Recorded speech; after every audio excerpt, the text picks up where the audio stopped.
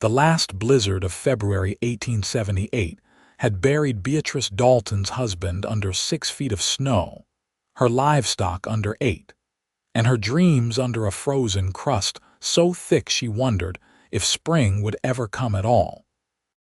She stood in the doorway of her small homestead outside Julesburg, Colorado, staring at the white wasteland that stretched endlessly toward the horizon, and realized with a calm certainty that she would die here if she did not move soon. The larder held 3 withered potatoes, a handful of dried beans, and the gnawing certainty that William had left her with nothing but debts, and a land claim that meant less than dust when you could not survive to see another season. Her hands shook as she wrapped them around her middle, feeling the hollow ache that had become her constant companion. 22 years old and already a widow. The word felt strange even in her own mind, like a dress that did not quite fit. She had married William Dalton barely 18 months ago in Independence, Missouri, full of hope and foolish enough to believe that love and determination could conquer the frontier. They had traveled west with such dreams, planning to build a cattle ranch, to raise children who would run wild across the grasslands, to carve something permanent out of this temporary world.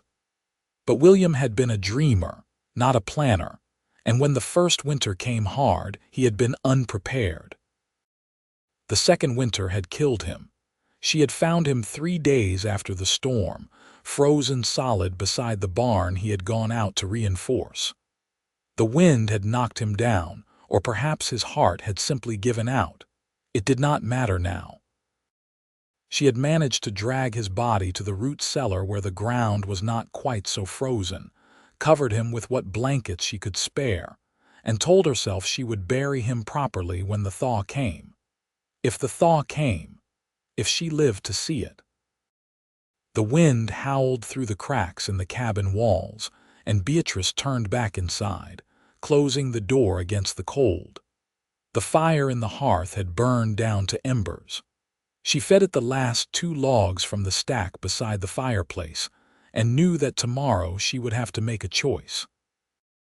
Stay here and freeze, or take what little she had and walk the 8 miles to Julesburg in hope of finding work, shelter, or mercy. Pride was a luxury she could no longer afford. She spent that night wrapped in every quilt she owned, listening to the wind scream outside like a living thing bent on destruction. When dawn came pale and thin through the single window, she rose with her decision already made. She would go to town. She would survive. Everything else could wait. Beatrice dressed in her warmest clothes, layering William's old shirt beneath her own dress, pulling on 2 pairs of stockings beneath her worn boots. She wrapped her mother's shawl around her shoulders, then William's heavy coat over that. She took the last 3 potatoes and put them in her pockets. She filled a canteen with melted snow. She looked around the cabin one final time at the life she was leaving behind. The table William had built, the rocking chair that had belonged to his mother, the bed where they had held each other through the lonely nights. Then she walked out into the killing cold. The journey nearly ended her before it began. The snow came up past her knees in places, and the wind cut through her layers like they were made of paper. She walked with her head down, counting steps because it gave her something to focus on besides the pain. 100 steps, then rest. 100 more. The sun climbed higher but gave no warmth. Her feet went numb first, then her hands, then her face. She wondered if this was how William had felt in his last moments, if he had been afraid, or if the cold had simply carried him away like a lullaby. She fell twice. The second time, she lay in the snow for what might have been minutes or hours, staring up at the pale sky and thinking how easy it would be to simply close her eyes and let go. But something stubborn and unnameable made her push herself up again. She had not survived William's death and the worst winter in memory just to die within sight of salvation. So she walked. By the time she saw the first buildings of Julesburg rising from the white landscape like the answer to a prayer she had not known she was saying, her vision had started to blur, and her legs moved without conscious thought. She stumbled down the main street, barely aware of the people who stopped to stare. A woman covered in snow and ice, more ghost than human, weaving between the horses and wagons like a sleepwalker. She made it as far as the front of the general store before her legs gave out entirely. She fell hard, catching herself on her hands, and heard someone shout. Then there were boots in front of her face, worn leather spotted with mud and snow, and a man's voice saying something she could not quite understand through the roaring in her ears. Strong hands lifted her. She tried to speak, to explain, but her mouth would not work properly. The world tilted and spun, and she had the distant sensation of being carried, of warmth, of voices speaking above her in urgent tones. Then, darkness rose up like a tide and pulled her under. When consciousness returned, it came in fragments. The crackle of a fire, the smell of coffee and something cooking, a rough wool blanket against her cheek. She opened her eyes to find herself lying on a cot in a room she did not recognize, small and tidy with log walls and a pot-bellied stove burning hot in the corner. Her coat and boots had been removed. Someone had wrapped her feet in bandages. "Easy now," a man's voice said, and she turned her head to find him sitting in a chair beside the cot. He was younger than she had expected from the voice, perhaps 27 or 28, with dark hair that fell past his collar and eyes the color of aged whiskey.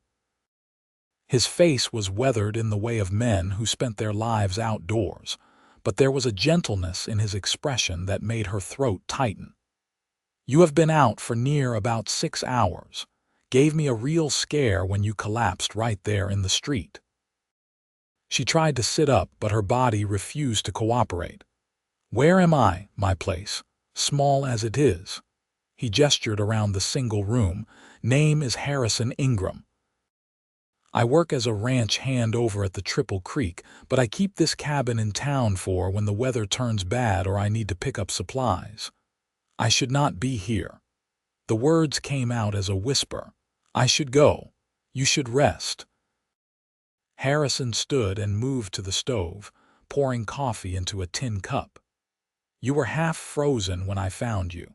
Doctor checked you over and said you would be fine with rest and food, but you pushed yourself too hard. Said you walked all the way from one of the homesteads east of town." Beatrice closed her eyes. She had not thought anyone would know where she had come from, had not thought past simply surviving the walk. "My husband and I had a claim out that way. He died in the last storm." She heard Harrison set the cup down. When she opened her eyes, she found him looking at her with something that might have been understanding. "I am sorry for your loss." The words should have broken her, but she had no tears left. "Thank you. I need to find work. Is there anyone in town who might be hiring? In the middle of winter?" Harrison shook his head. "Most folks are barely hanging on themselves, but we can worry about that once you are back on your feet. For now, you need to drink this coffee and eat something. I have stew on the stove." Pride reared up one last time. "I cannot pay you, did I ask you to?" His voice was mild, but there was steel underneath. "You are hurt and alone and you need help. That is all that matters right now." Something in Beatrice's chest cracked open at those words, some wall she had built to keep herself moving forward. She turned her face away so he would not see the weakness there. "I do not want charity. Then call it neighborliness." She heard him moving around, the clank of a spoon against a pot. "Out here we look after each other. That is how we survive." He brought her the stew in a chipped bowl, thick with vegetables and chunks of beef that made her stomach clench with hunger. She ate slowly, forcing herself not to wolf it down despite every instinct screaming at her to consume it as fast as possible. Harrison sat back in his chair and sipped his coffee, not watching her directly but keeping an eye on her all the same. "How long had you and your husband been out there?" he asked after a while. "Since last spring. We came from Missouri." Beatrice paused, spoon halfway to her mouth. "William thought we could build something here, a ranch. He wanted to raise cattle. That is hard work even in good years. I know that now." She took another bite, chewed, swallowed, but he was so sure, and I believed him. Harrison was quiet for a moment. "Believing in someone is not a bad thing. It is when it gets them killed." The bitterness in her voice surprised even her. "The winter got him killed, not your faith." Harrison set his cup down and leaned forward, elbows on his knees. "Miss, I have been working ranches since I was 14 years old. I have seen good men die from bad luck and bad men survive through no virtue of their own. The frontier does not care about fair, it just is. You cannot blame yourself for that." Beatrice looked at him properly for the first time, taking in the calloused hands and the steady gaze, the way he spoke with the certainty of someone who had learned his lessons the hard way. "You are very kind to say so. I am saying what is true." He stood and moved to the window, looking out at the snow-covered street. "Storm is supposed to break tomorrow, according to old Pete at the saloon. He has a bad knee that predicts weather better than any almanac. Once it clears, I will take you out to the Triple Creek. Boss, there is a man named Samuel Garrett, owns about 2,000 head of cattle and always needs help in the main house. His wife Martha has been looking for someone to help with the cooking and cleaning. If you are willing to work, I can get you in to see them." Hope, dangerous and painful, bloomed in Beatrice's chest. "Do you really think they would hire me?" "I do." Harrison turned back to face her. "Martha is good people. Lost her own sister last year to fever, and she has been lonely ever since. She would welcome the company and the help." "I do not know how to thank you." "No need for thanks. Just get yourself well." He grabbed his coat from a peg by the door. "I have to head over to the saloon to meet some of the other hands. Will you be all right here alone for a bit? There is more stew on the stove if you get hungry and plenty of wood for the fire." Beatrice nodded, suddenly exhausted again despite having just woken. "I will be fine." Harrison hesitated at the door, his hand on the latch. "What is your name? I just realized I never asked." "Beatrice." "Beatrice Dalton." "Well, Beatrice Dalton, you try to get some more rest. I will be back before dark." Then he was gone, and she was alone with the fire and her thoughts. She finished the stew and set the bowl aside, then lay back down on the cot and stared at the ceiling. Her body ached in places she had not known existed, and her feet throbbed beneath the bandages. But she was warm and fed and alive, and that was more than she had expected when she started walking that morning. She thought about Harrison Ingram, this stranger who had carried her out of the snow and given her shelter without asking for anything in return. In her experience, men always wanted something. William had wanted a wife who would follow him west and never complain. Her father had wanted a daughter who would marry well and bring honor to the family name. But Harrison had looked at her with those steady brown eyes and offered help simply because she needed it. It made her wary and grateful in equal measure. She must have dozed off, because when she woke again, the light outside had faded to evening blue and Harrison was back, stomping snow off his boots by the door. He had a bundle under one arm, which he set on the small table against the wall. "Martha sent these over when I told her about you," he said, unwrapping the bundle to reveal a clean dress, a pair of thick stockings, and a warm shawl. "She figured you might need fresh clothes. Said to tell you not to worry about payment, that she is just glad to hear someone might be coming to help her out at the ranch." Beatrice sat up carefully, staring at the clothes. They were simple but well made, the kind of practical garments a working woman would wear. "She sent these without even meeting me. Like I said, Martha is good people." Harrison moved to the stove and added more wood to the fire. She is excited at the prospect of having another woman around. The Triple Creek is a working ranch. Most of the hands are men, and while they are decent enough, it gets lonely for her. What about you? The question came out before Beatrice could stop it. Do you live at the ranch? I have a bunk in the main bunkhouse with the other hands. But like I said, I keep this place in town for when I need it. Costs me $5 a month, which is about all I can spare on my wages, but it is worth it for the privacy. He glanced at her, then away.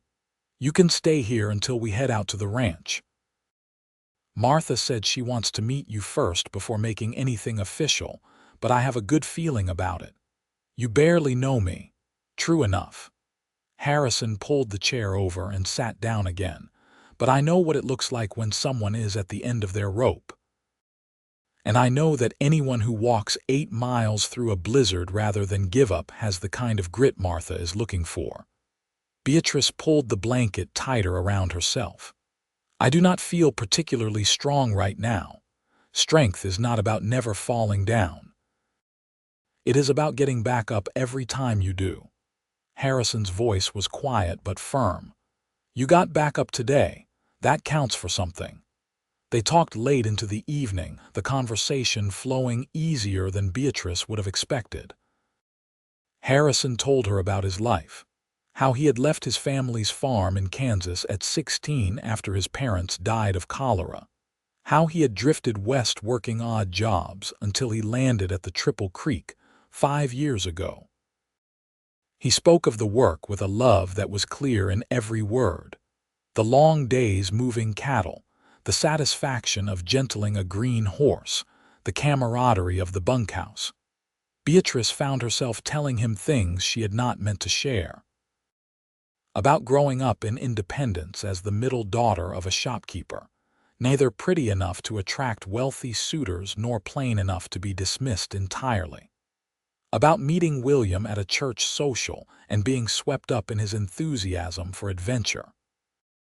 About the journey west in a covered wagon, the endless days of dust and heat, and her growing realization that her husband's optimism was not backed by practical knowledge. Did you love him? Harrison asked, and the question was so direct that Beatrice almost laughed. I thought I did. Maybe I did, in the way you love someone when you are 19 and desperate to escape your ordinary life. She looked at her hands, at the calluses and broken nails that marked her as someone who had worked hard and lost anyway. But love was not enough to keep him alive. And now I am here, and he is lying in our root cellar waiting for a burial I cannot give him. I will help you with that, Harrison said immediately. Once the ground thaws, I will ride out with you and we will bury him proper, give him a marker and say words over him. You should not have to carry that alone. The kindness of the offer nearly undid her. Beatrice blinked hard against the sting in her eyes. Why are you doing all this for me? Harrison was quiet for a long moment, his gaze fixed on the fire. 3 years ago, I got thrown from a horse and broke my leg in 2 places. I was out on the range alone, and no one knew where I had gone. I lay there for near about 8 hours before one of the other hands came looking and found me. He carried me back to the ranch, sat with me while the doctor set the bone, brought me food and water for the 3 weeks I was laid up. I asked him the same question you are asking me. Why go to all that trouble for someone who was just another ranch hand? What did he say? He said, because you would have done the same for me, and he was right. Harrison looked at her then, and his eyes were warm in the firelight. That is how we survive out here, Beatrice. We look after each other. So when I saw you fall in the street today, I did not think twice. I just did what needed doing. Something shifted in Beatrice's chest, some fundamental understanding of the man sitting across from her. Harrison Ingram was not trying to save her out of pity or because he expected something in return. He was simply doing what he believed was right, the same way he would help an injured horse or a stranded calf, It made her want to be worthy of that faith. The next morning dawned clear and bright, the storm finally broken. Beatrice woke to find Harrison already up and dressed, frying bacon and eggs on the stove. She sat up carefully, testing her body. Everything ached, but the sharp edge of exhaustion had faded. Her feet still hurt, but when she unwrapped the bandages to look at them, she saw that while they were blistered and raw in places, there was no sign of frostbite. "Good news," Harrison said, flipping the bacon with practiced ease. "Doctor said you would keep all your toes. Might be sore for a while, but they will heal. That is more than good news. That is a miracle." Beatrice reached for the clean dress Martha had sent and stood slowly. "Is there somewhere I can change?" Harrison pointed to a curtained corner of the room. "Not much privacy, but it is better than nothing." She dressed behind the curtain, grateful for the fresh clothes and the chance to wash her face and hands in the basin of water Harrison had set out. When she emerged, he had breakfast plated and waiting on the table. They ate together in companionable silence, and Beatrice tried to remember the last time she had felt this kind of simple contentment. Not happiness, not yet, but something like peace. "I thought we would ride out to the Triple Creek after breakfast," Harrison said, sopping up egg yolk with a piece of bread. "I borrowed a horse from the livery stable for you. Owner is a friend, and he owes me a favor, so it will not cost anything. I used to ride back in Missouri." Beatrice took a sip of coffee, savoring the bitter warmth. "But it has been a while. It will come back to you. Horses are forgiving that way." They set out an hour later, riding side by side through the snow-covered landscape. The sky was a brilliant blue, so bright it hurt to look at directly, and the sun glinted off the white expanse like scattered diamonds. Beatrice's horse was a sturdy mare with kind eyes, and she settled into the saddle with only a few moments of awkwardness. Harrison rode a tall gelding that clearly knew him well, responding to the slightest touch of rein or heel. The Triple Creek Ranch lay 10 miles northwest of Julesburg, and they made good time on the packed snow. Harrison pointed out landmarks as they rode: a twisted pine that marked the boundary of Garrett land, a frozen creek where the cattle came to drink in summer, the distant line of mountains that seemed to float on the horizon like a promise. "It is beautiful," Beatrice said, and meant it. Despite everything, despite the cold and the hardship and the losses, there was something about this land that called to her. Something vast and clean and full of possibility. "It gets in your blood," Harrison agreed. "I have thought about leaving more than once, heading to California or down to Texas. But I always stay. There is something about this place that feels like home in a way nowhere else ever has." They rode in silence for a while, the only sounds the creak of leather and the soft crunch of hooves in snow. Beatrice found herself watching Harrison from the corner of her eye, noting the easy way he sat his horse, the confident set of his shoulders. He was handsome in a rough-hewn way, all strong bones and weathered skin, but it was his steadiness that drew her. In a world that had proven itself cruel and unpredictable, Harrison Ingram seemed like something solid to hold on to. The thought scared her. It had been less than a month since William died. She should not be noticing how another man looked in the saddle, should not feel this pull of attraction and something deeper. But grief and gratitude had a way of tangling together, and she was too exhausted to untangle them. The Triple Creek Ranch house came into view around noon, a sprawling structure of logs and stone with smoke curling from 2 chimneys. Beyond it stretched corrals and barns and bunkhouses, the whole enterprise speaking of prosperity and hard work. Cattle dotted the snowy fields, dark shapes moving slowly against the white.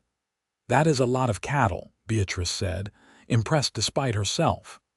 "Samuel Garrett started with 50 head 20 years ago," Harrison said. He built all this through sweat and stubbornness. Man knows cattle like some folks know scripture. They rode up to the main house and dismounted, Harrison tying both horses to the hitching post.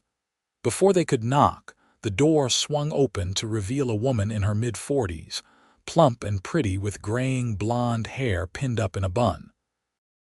Her face lit up when she saw them. "You must be Beatrice," she said, beaming. "Harrison told me all about you. Come in, come in. You must be frozen from the ride." Inside was warm and welcoming, the main room dominated by a large stone fireplace and furnished with comfortable chairs and a long dining table.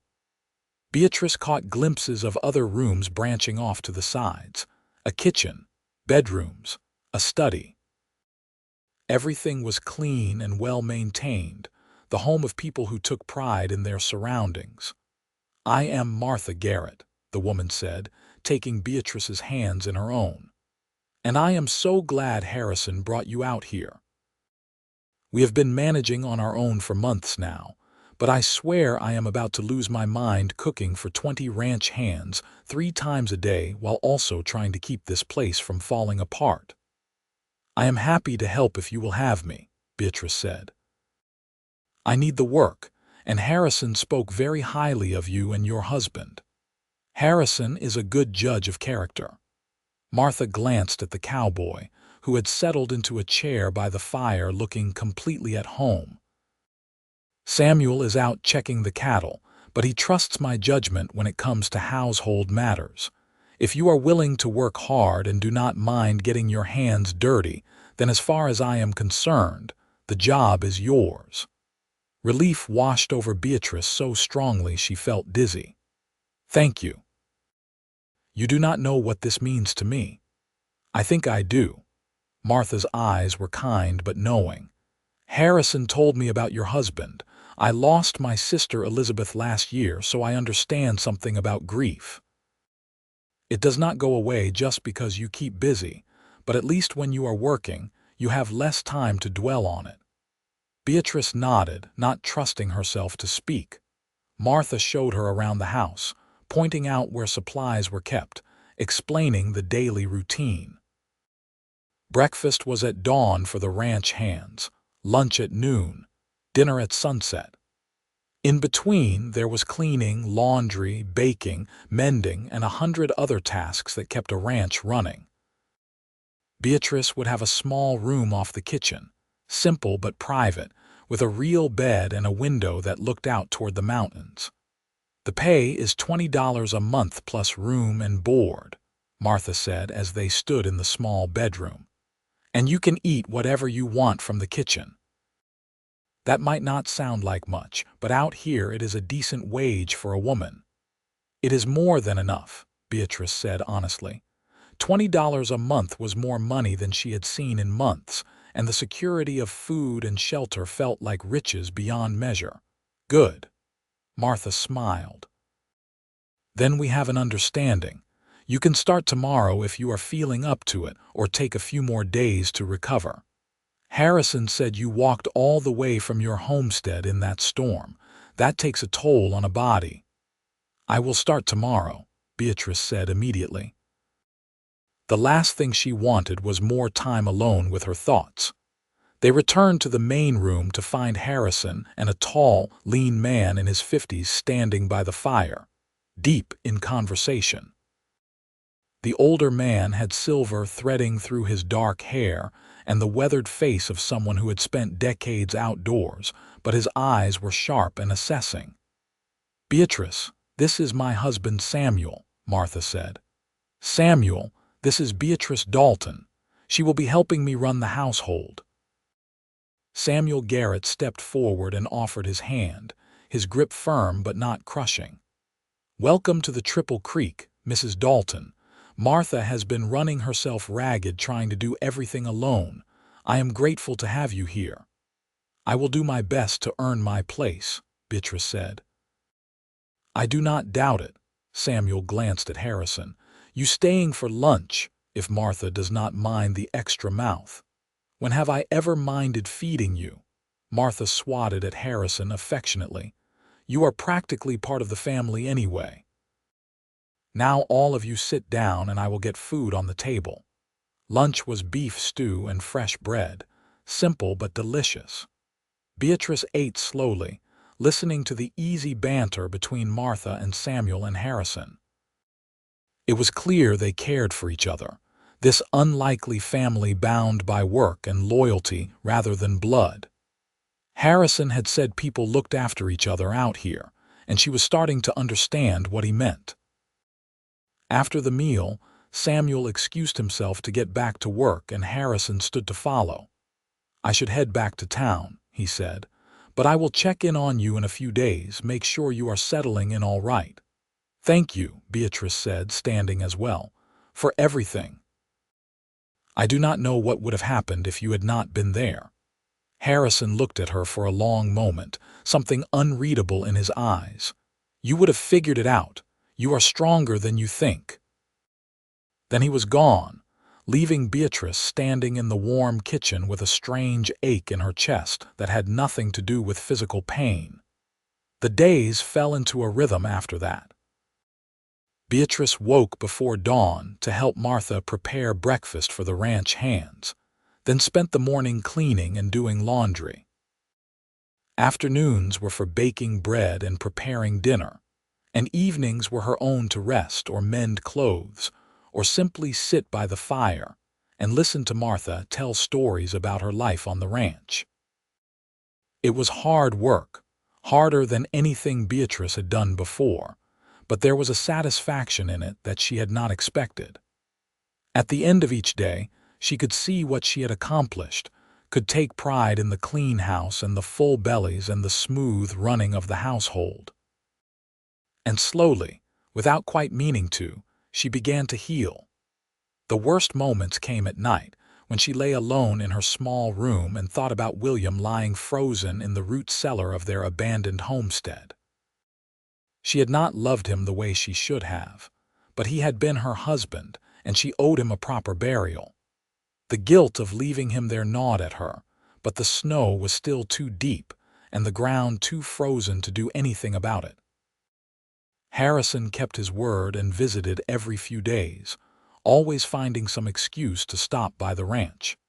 He would share a meal with them, help with whatever heavy work needed doing, and somehow always end up sitting with Beatrice on the porch or by the fire, talking about everything and nothing.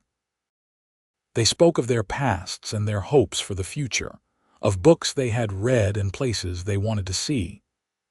Harrison had a quiet intelligence that surprised her, and a sense of humor that could make her laugh even when she felt like she had forgotten how. Martha noticed, of course. One evening after Harrison had left and Beatrice was helping with the dinner dishes, the older woman gave her a knowing smile. "He is a good man, that Harrison Ingram." Beatrice kept her eyes on the plate she was washing. "Yes, he is. He lost someone too, you know. 5 years back, when he first came to the Triple Creek. There was a girl in town, daughter of the banker. Harrison was sweet on her, courted her proper for near about 6 months. Then she up and married a rancher from Wyoming, someone with more money and prospects. Broke his heart, though he never said so directly." Beatrice looked up at that. "I did not know. He does not talk about it much, but I saw how he was after, how he threw himself into work and stopped going into town except when necessary." Martha dried a pot and set it aside. "Point is, Harrison knows something about loss and disappointment. Maybe that is why he recognized it in you." "I am not ready," Beatrice said quietly. "It has only been a month since William died. I am not saying you are, or that you should be." Martha touched her arm gently.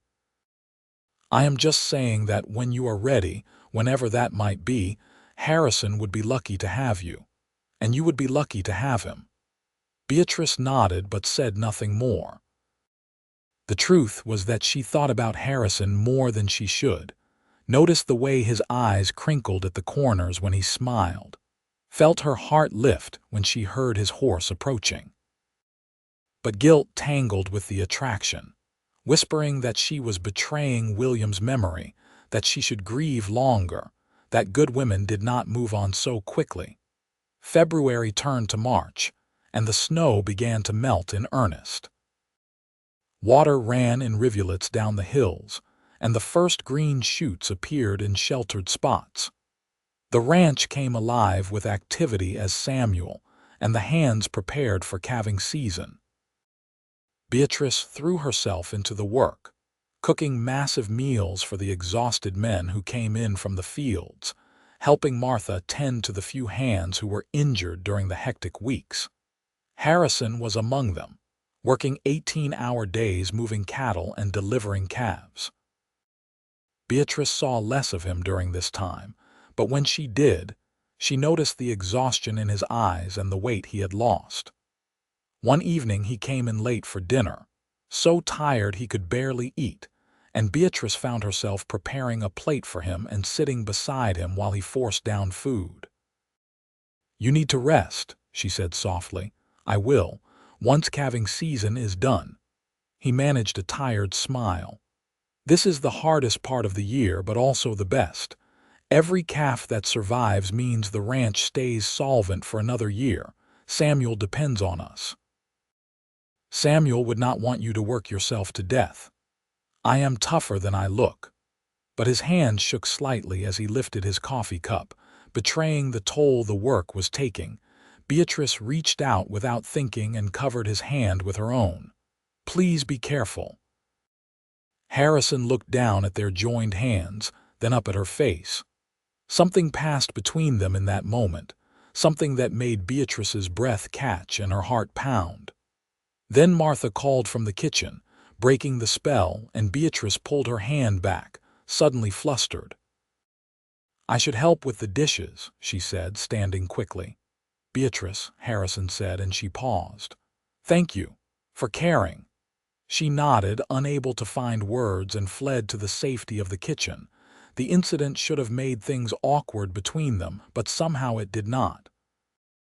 Instead, it seemed to open something, an acknowledgement of feelings neither of them was quite ready to name. Harrison found more excuses to seek her out, and Beatrice stopped pretending she did not watch for him. They fell into a pattern of meeting in the evenings after dinner, walking along the creek that ran through the property, or sitting on the porch watching the sun set behind the mountains. One warm evening in late March, as they walked beside the rushing water, Harrison finally asked the question Beatrice had been dreading. "What are you going to do about your husband?" She had known this was coming. The ground had thawed enough for burial, and she could not put it off any longer. "I need to go back to the homestead and bury him. I just do not know if I can face it alone." "You do not have to." Harrison stopped walking and turned to face her. "I told you I would help, and I meant it. We can go tomorrow if you want. Samuel can spare me for a day." Beatrice looked at him, this man who had given her so much without asking for anything in return. "Why do you care so much about what happens to me?" The question hung between them, heavy with unspoken implications. Harrison was quiet for a long moment, his gaze fixed on the water rushing past. "Because the first time I saw you, lying in the snow outside that general store, I thought you were the bravest thing I had ever seen," he said finally. "You had lost everything and walked through a blizzard rather than give up. And when you woke up in my cabin, you did not cry or complain. You just asked about work, about how to move forward." He looked at her then, and his eyes were full of something that made her chest tight. "I guess I care because you remind me that strength is not about never being scared or hurt. It is about choosing to keep going anyway." Beatrice's throat closed with emotion. "I do not feel brave. Most of the time I feel like I am barely holding together. Then we make a good pair, because that is how I feel too." Harrison stepped closer, close enough that she could feel the warmth of him. "Beatrice, I know it has not been long since you lost William. I know you are still grieving and figuring out who you are without him. I am not asking you for anything except to let me help you through this. But I want you to know that when you are ready, if you are ever ready, I would like the chance to court you proper. Because somewhere along the way, I have developed real feelings for you." Beatrice's heart hammered in her chest. She had known this was coming, had felt it building between them, but hearing it spoken aloud made it real in a way that terrified and thrilled her. "Harrison, I do not know if I can give you what you deserve. I am broken in ways I do not fully understand yet." "We are all broken," he said gently. "That is just part of being human, but maybe we can help each other heal." She reached up and touched his face, feeling the rough stubble under her palm. "I have feelings for you too. It scares me how much, but I need time." "Take all the time you need." Harrison covered her hand with his own. "I am not going anywhere." They stood like that as the sun sank lower and painted the sky in shades of gold and pink. Two people who had been lost and were slowly finding their way back to something like hope.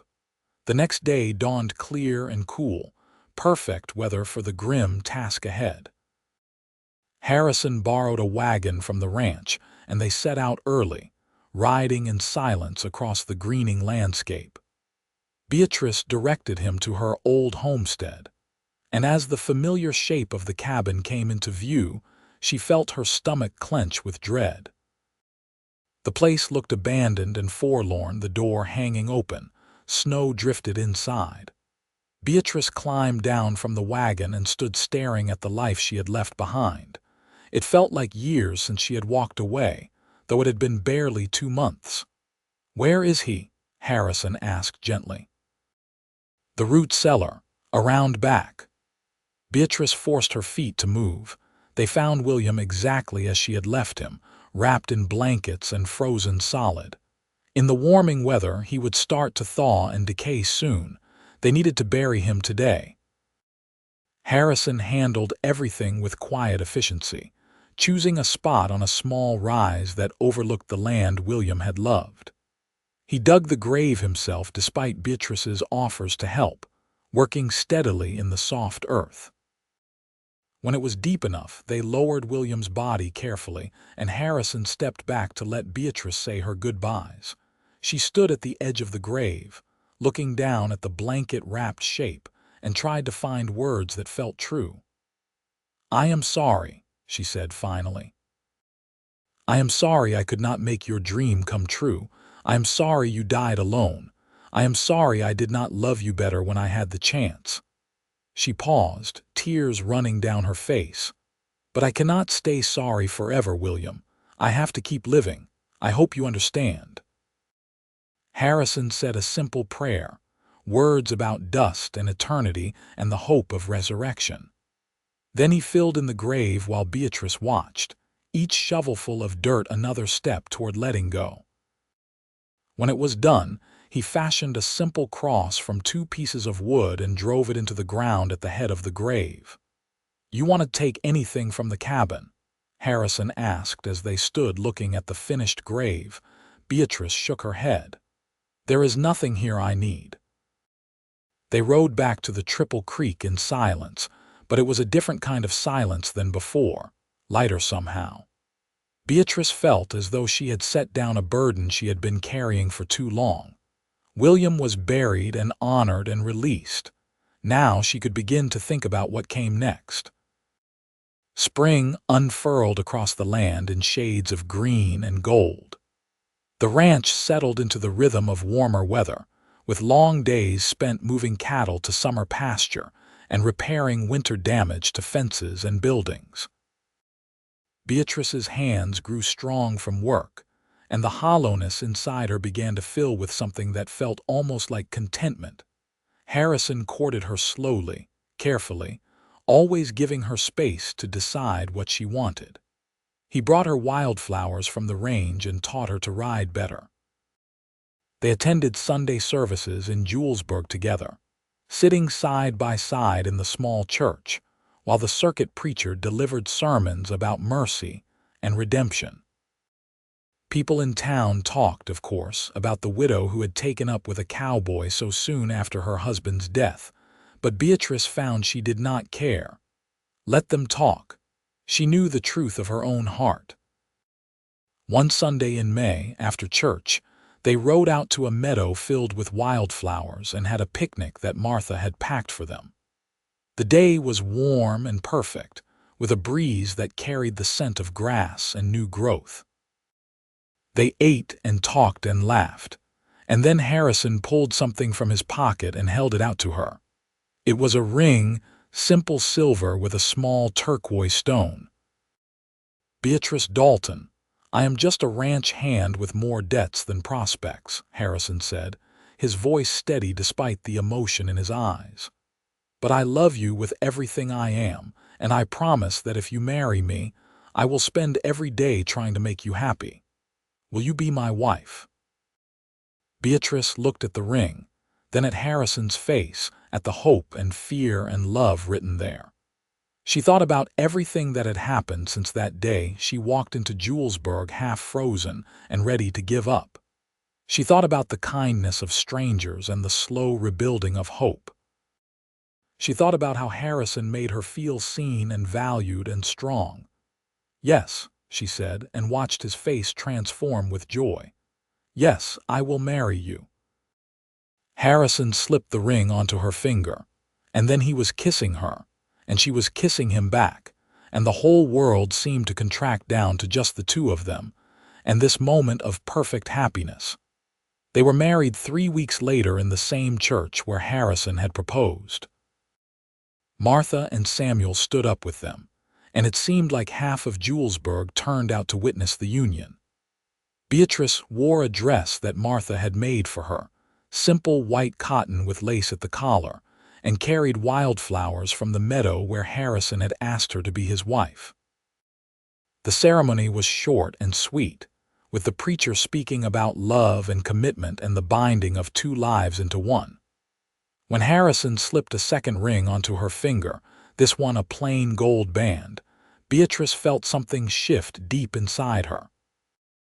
This was different from her marriage to William, different in every way that mattered. This was not about escape or adventure. This was about two broken people choosing to build something together, to be there for each other through whatever came next. Samuel gave them the use of his cabin in town for a week, a gift that surprised and touched them both. They spent those days wrapped up in each other, learning the geography of this new intimacy, talking and laughing and making love with the passionate intensity of people who had waited too long to claim their happiness.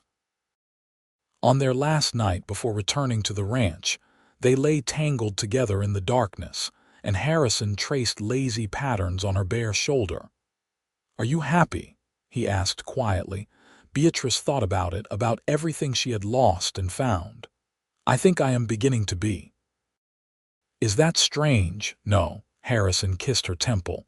"I think it means you are healing. I still think about William sometimes, about the life we were supposed to have. I know. And that is all right. He was your husband. You do not have to forget him to move forward." Beatrice turned to look at him in the dim light. "How did you get so wise?" "Necessity and hard lessons." Harrison pulled her closer. "But also because I love you and I want you to be whole, all of you, including the parts that are still grieving." "I love you too," Beatrice said, and felt the truth of it sink all the way through her. "More than I knew I was capable of." They returned to the Triple Creek to find that Samuel had built them a small cabin of their own, a wedding gift that left them both speechless. It was simple but solid. One main room with a loft for sleeping and a real glass window that looked out toward the mountains. Martha had filled it with furniture and supplies, and there was even a small stove for cooking. "Welcome home," Samuel said, grinning at their stunned expressions.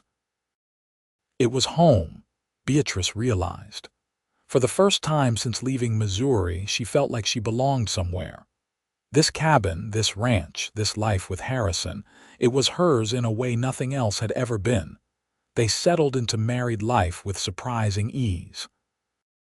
Harrison continued working as a ranch hand, but now he came home each night to Beatrice and their small cabin. She continued helping Martha at the main house, but it was different now. knowing she had her own place to return to. They built a life together piece by piece, learning each other's habits and quirks, figuring out how to navigate disagreements and celebrate victories. Summer passed into fall, and the ranch prepared for winter with the grim determination of people who had survived hard seasons before. Beatrice worked alongside Martha to preserve vegetables and meat, to stockpile supplies, to make ready for the cold months ahead. But this year was different from the last. This year, she would not face winter alone. The first snow fell in late October, and as Beatrice watched it from the window of their cabin, Harrison came up behind her and wrapped his arms around her waist. "Are you afraid?" he asked, understanding what she must be thinking. "A little," she admitted. "Last winter took everything from me. This winter will be different. We are prepared and you are not alone. We will get through it together." And they did. The winter of 1878-1879 was hard but not cruel. And whenever the storms came howling down from the mountains, Beatrice and Harrison would sit by their fire and read to each other or play cards or simply talk. There were moments when Beatrice felt the old fear rise up, but Harrison was always there to anchor her, to remind her that she had survived worse and would survive this too. By spring, Beatrice suspected she was pregnant. She waited until she was certain before telling Harrison, and when she finally did, his reaction was everything she could have hoped for. He picked her up and spun her around, laughing with pure joy, then set her down carefully as though she might break. "We are going to have a baby," he said, wonder in his voice. "We are," Beatrice confirmed, smiling through happy tears. Their son was born in late October of 1879, arriving after a long labor that left Beatrice exhausted but exhilarated. They named him Thomas, after Harrison's father, and he was perfect in every way, with dark hair like his father and eyes that would eventually turn the same blue-green as Beatrice's. Holding her son for the first time, Beatrice thought about everything that had brought her to this moment. The winter that had taken William and nearly taken her life. The desperate walk to Julesburg. Harrison finding her in the snow and giving her shelter. The slow rebuilding of hope and the discovery of love in the last place she had expected to find it. "Thank you," she whispered to Harrison as he sat beside her on the bed, staring at their son with naked adoration. "For what? For finding me. For not giving up on me. For this." She gestured to encompass all of it, their son, their life, the future stretching out before them. Harrison leaned over and kissed her softly. "You found yourself, Beatrice. I just gave you a safe place to do it." They raised Thomas in their small cabin on the Triple Creek, and 2 years later, a daughter named Sarah joined their family. The children grew up strong and wild, running across the same land their parents worked, learning to ride almost as soon as they could walk. Harrison proved to be a devoted father, patient and loving, teaching his children about the land and the animals and the values that had shaped his own life. As the years passed, Harrison moved up from ranch hand to foreman, trusted by Samuel to run the day-to-day operations of the Triple Creek. The small cabin was expanded, room by room, until it was a proper house. Beatrice never went back to her old homestead, but sometimes she thought about it, about the girl she had been and how far she had come. She and Harrison grew old together, their love deepening with time and shared experiences. They weathered droughts and hard winters, celebrated births and mourned deaths, and through it all remained each other's anchor and refuge. The Wild West they had known gradually became more civilized, with railroads and telegraph lines connecting once isolated towns, but some things never changed.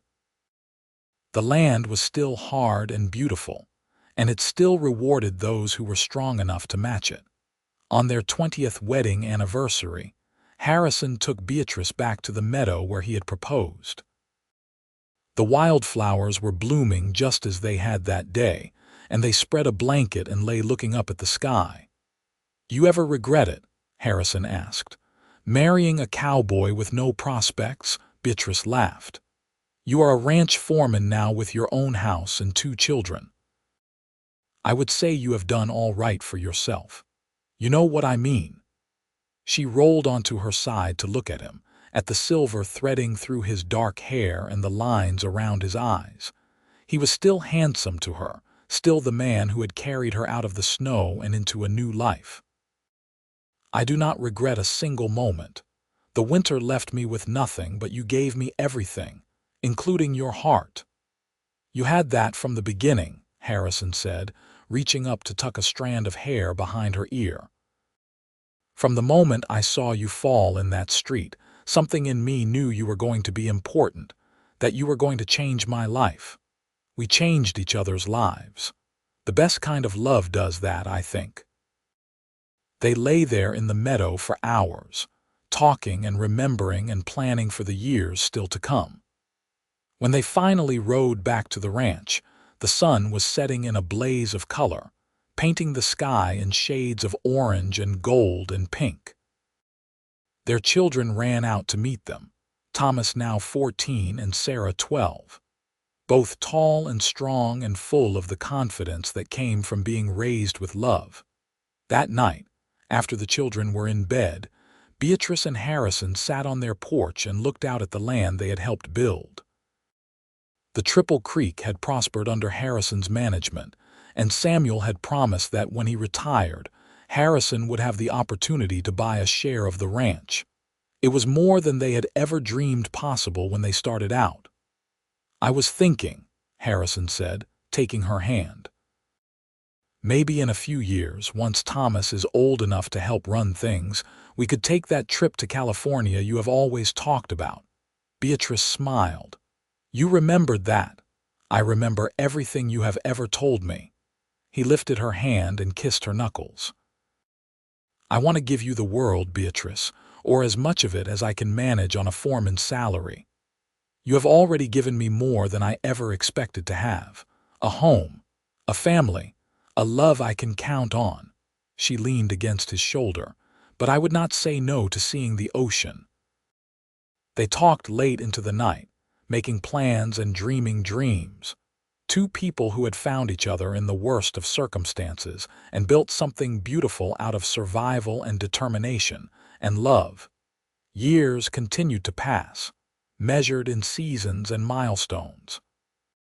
Thomas married a rancher's daughter from a neighboring spread and brought her home to the Triple Creek to work alongside his father.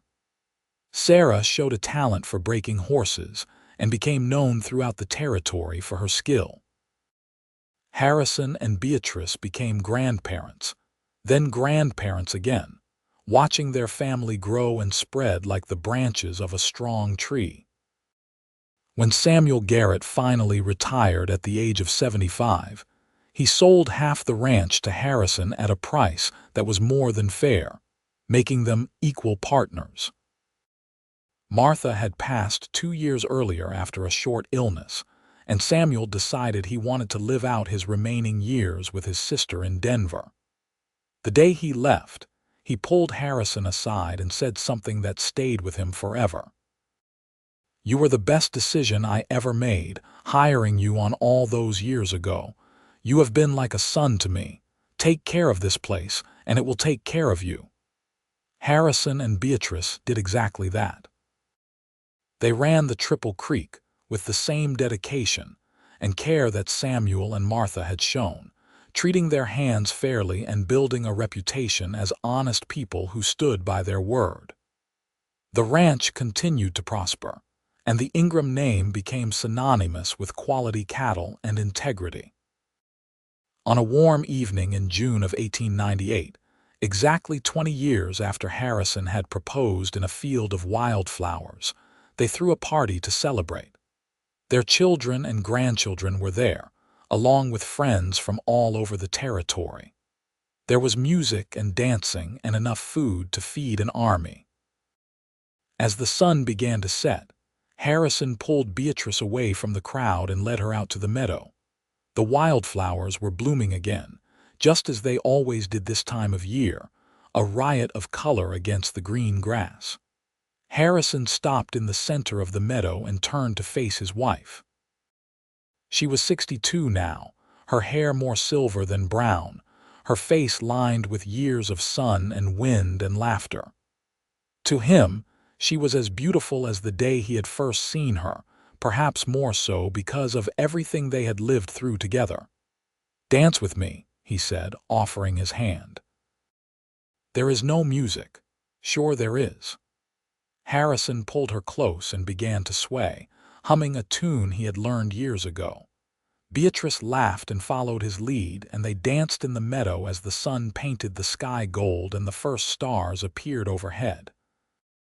"I love you, Harrison Ingram," Beatrice said, resting her head against his chest. "I love you too, Beatrice Ingram. Always have, always will." They danced until the stars filled the sky, two souls who had found each other when both needed it most and had built a life that exceeded every dream. The winter had left her with nothing, but the cowboy had given her everything, including his heart. And in giving him hers in return, Beatrice had discovered that love was not about perfect circumstances or ideal timing. It was about choosing someone every day, through good times and hard times, through loss and joy, and all the messy, beautiful moments in between. As they walked back to the house hand in hand, the sounds of celebration drifting across the ranch they had built together, Beatrice looked up at the vast Montana sky and felt nothing but gratitude. For the struggles that had shaped her, for the man who had saved her, for the life they had created from ash and determination. She had survived winter's cruelty and found spring's promise. She had lost everything and gained more than she had known to want. And through it all, Harrison had been there, steady as stone, gentle as rain, the foundation on which she had rebuilt herself. The years ahead would bring their own challenges, but whatever came, they would face it together. That was the promise they had made 20 years ago, and it was one they had kept every single day since. Not because it was always easy, but because they had chosen each other, and that choice had made all the difference. In the end, that was what mattered most. Not where you started or what you lost along the way, but who you became and who you chose to love. The rest was just details, fading like snow under the relentless march of spring, leaving behind only the things that truly mattered. Family, home, and the enduring power of a love built on ashes and hope, and the stubborn refusal to give up on tomorrow. Their story had begun in desperation and survival, but it had become something far more beautiful.